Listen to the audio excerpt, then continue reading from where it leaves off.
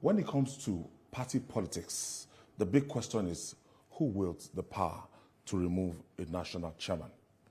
In the face of the showdown over the leadership of the All Progressive Congress, APC, the party's national legal advisor, Abdulkarim Kana, has provided some insights. Kana said only APC National Working Committee, NWC, holds the authority to suspend Abdullahi Ganduje as the party's national chairman.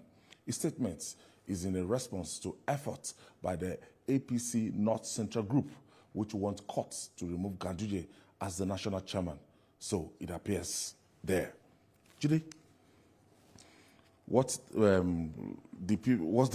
since this is a departure from what they have in the People's Democratic Party, that at the point in time, the people at your local government level, your ward level can actually come together to remove you. And I think Adams Oshiomhole too suffered the same fate. So is this a new law? Is this a kind of clarity on what? Yes, this. What I know is that even when at that level you are suspended, the NWC has to ratify it. It's the same thing that happened with Abure in Labour Party. They came, they said they have suspended him. The national leadership of the party said, no, we do not agree. And I think that makes sense because at that ward level, you may play your politics badly at the ward level. And then some ESCO members will turn against you and say, we don't want you anymore. You know? But as national chairman, you belong to everybody. You don't belong to your ward alone, for God's sake. You're serving at the national level. You are serving everyone in the party. So if you didn't get your politics right at the grassroots level, at the ward level, and they turned against you, do you then lose your position? That should not be the final. Yes, that's the point. The reason people can cite the Oshiomhole example, but that was because the powers that be and the governors at that time didn't want Oshiomhole to continue. Wanted him out. You know, a lot of these things, the president is the leader of the party. It is inconceivable, for example, to imagine that somebody, a national chairman, will be kicked out of his position without the knowledge, without the buy-in of the president. It's not possible. So if a president decided to sit like a bystander or watch events like Ekitibat, it's because he wants that removal to happen. You understand? Yeah. Don't forget that interview that the former president granted, where he said that somebody can that it shouldn't be right for somebody to sit in Lagos and be given instruction to the party on what to do. That was a Freudian slip. A Freudian slip that exposed the inner recesses of his heart, exposed how he was thinking. I remember that interview. And at the end of the day, he didn't try to save Oshiomhole. I can tell you, Obasanjo as president, he was actually the one sacking national chairmen. You hit pounded yam with him, and then he could give you a sheet of paper to write your resignation. He was the one sacking them. By the nature of our politics, you cannot sack a national chairman at that your base level without the powers that be. Look at how many of them are in the national ESCO, the NWC of the party. Dozens of people. So a group of people in Kano apparently being used by a rival party. Because we've seen clearly that it is the NNPP that is behind what Ganduje is going through. As for some of those groups in the North Central had always believed that it is their turn to produce national chairman. So those ones could be acting independently. But the people in Kano who got up from his word to say, this person has to go, it is as clear as daylight that they are being used by the NMPP. And I've said before that people like Kwankwaso, they still want to go back to the APC, but not with Ganduje as national chairman. They don't want to go back with Ganduje in charge. And Ganduje said something when he went home, when he said in Hausa that whoever joins the APC, I am his father. Do one day she go Jamia APC, ne Ubansa. I am his father. So once they hear such a thing, if they were contemplating it, they will say, with this person here, it's dangerous to try to move into this party. So that is one leg, that is one aspect of the struggle. He has external he has problems from outside the party. Then some people within his party, including those people in the North Central, who see this as an opportunity. This is a chance to produce the next. And they've been talking about it for long. The agitation has been on. Yes. So, but there's something that I found curious. When they declared that they had suspended Ganduje, at the state level, the working committee at the state level moved quickly and said, no, we at state level, we do not support this. We are against this. Yes. We do not support it. They then said, okay. Then the leadership of the party at that ward level, they came out, went to the party secretariat to say, look, we have nothing to do with this. It turned out that the fellow who claimed that he was the advisor, the legal advisor of the party, was a fake person. He was not the person whose name he was bearing. You see this kind of funny things happening in our country. They then said, the national leadership then said, okay, what we do now, all of you, ESCO at that ward level, come to Abuja. They started using ID cards to match faces and discovered that those who were granting those interviews, addressed the press conference. Yes, who were granting those interviews were impostors. Now, the people using them, seeing that these guys will end up in jail because the party has approached the police to say, look, get to the root of this matter.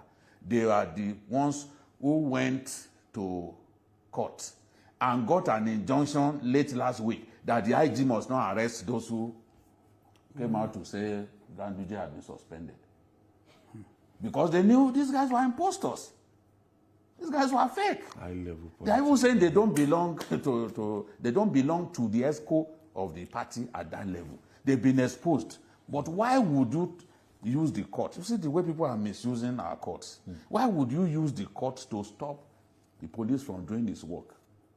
If they lodge a complaint that these people are fake, allow the police to discover whether indeed they were fake. Okay, Sonny, looking at the National Working Committee now, I think it's tidy and decent to say, oh, instead of the ward level, it is the National Working Committee, because if you go through the process of the way they select the National Working Committee during the convention, you know that there are people from all geopolitical zones and everything. There's a kind of balance there. Those are the ones that can say, yes, we are passing a vote of no confidence against on this chairman. The problem now is that each party has its own. Okay, I have a caller. Rotimi is calling us from Lagos. Thank you for joining us, Rotimi. Yeah, good evening, Mr. Yodele and PKO.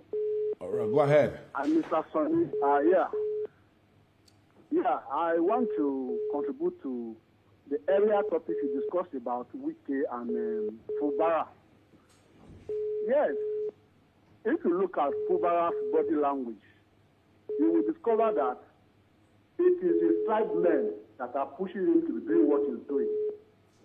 Him being a governor to understand the constitutional role of the second arm of government.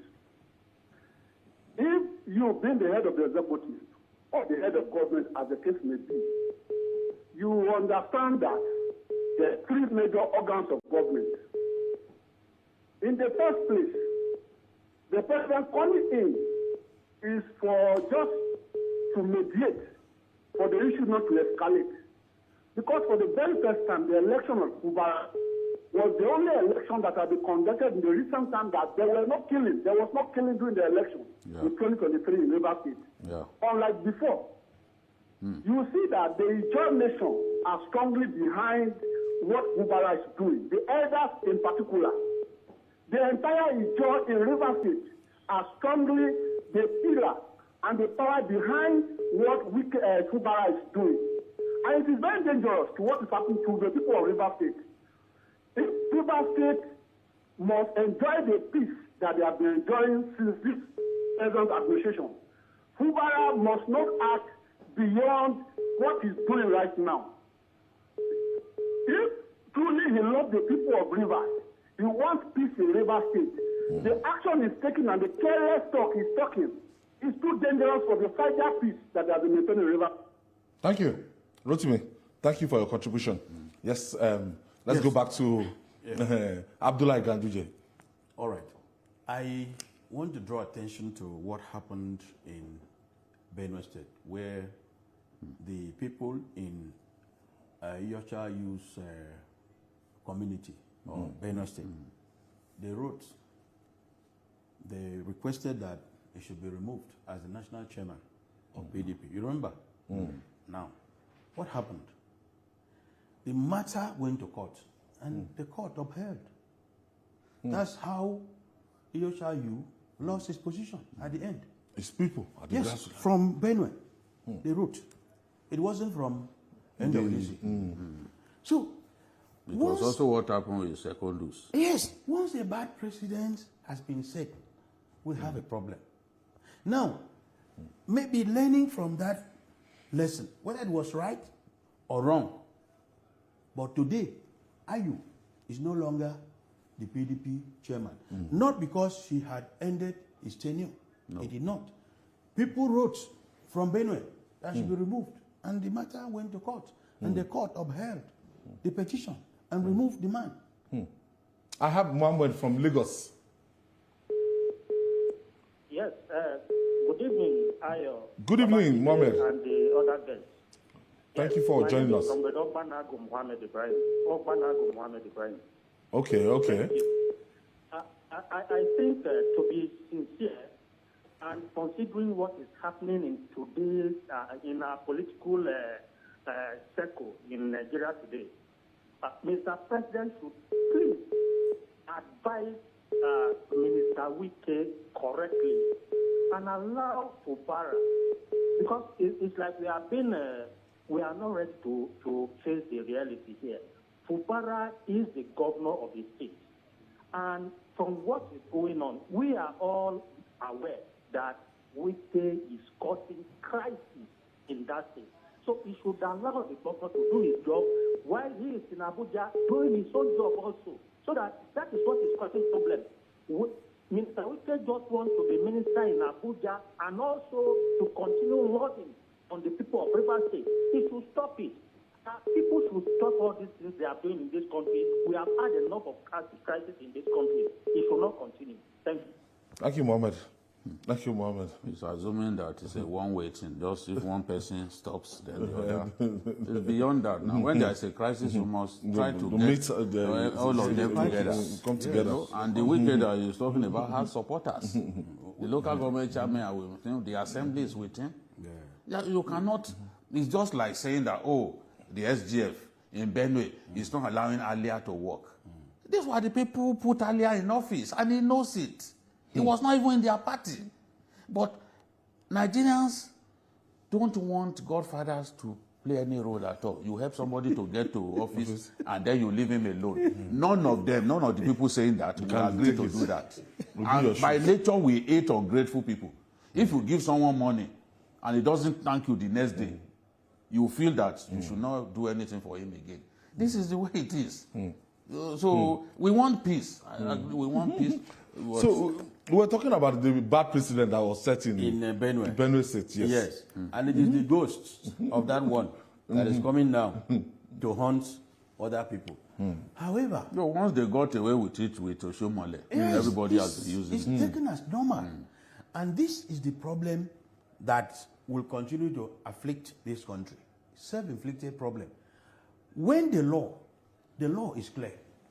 If the NWC of a party, and I believe, I assume, let me not say believe, I assume that the same law that applies to PDP is the same law that applies to APC, to NPP, and all of that. Not necessarily. But for example, in the Labour Party, yes, you cannot suspend the national chairman at ward level. that's what And I'm that was saying. why they failed. No, They failed in the end now. Jide, we are saying the same thing. What I'm saying is that maybe the same law that says that you cannot suspend at the state level, apart from the NWC, nobody else should suspend the national chairman. I'm sure it's the same position across the parties. But Unless we see the constitution. or perhaps. So it is left for the courts first as an arbiter to look at the whole gamut of the issues. Because sometimes people look at the state high courts and they, oh, this person is close to, or this person hates this man, so you run to state high court. The governor commits an offense. He runs to state high court, which maybe he appointed the judge. The judge will not say anything against him, cannot rule against him. So it is left for us to protect our democracy. The fabric of this system must be protected by the law. The courts should sit up and interpret the law properly without bending the rules. I'm expecting that even these injunctions, Stop once injunctions. and for all, the CGN will take a stand because he warned against this. I'm telling you. But it's still being abused all over the Every place. day. Or It's been abused. conflicting courts and this Yes, from courts court of of coordinated jurisdiction. jurisdiction giving conflicting judgments. It's terrible the way our people are using the courts and the way the courts are allowing themselves to be used. It's very shameful quite what is unfortunate. going on. Very, very shameful.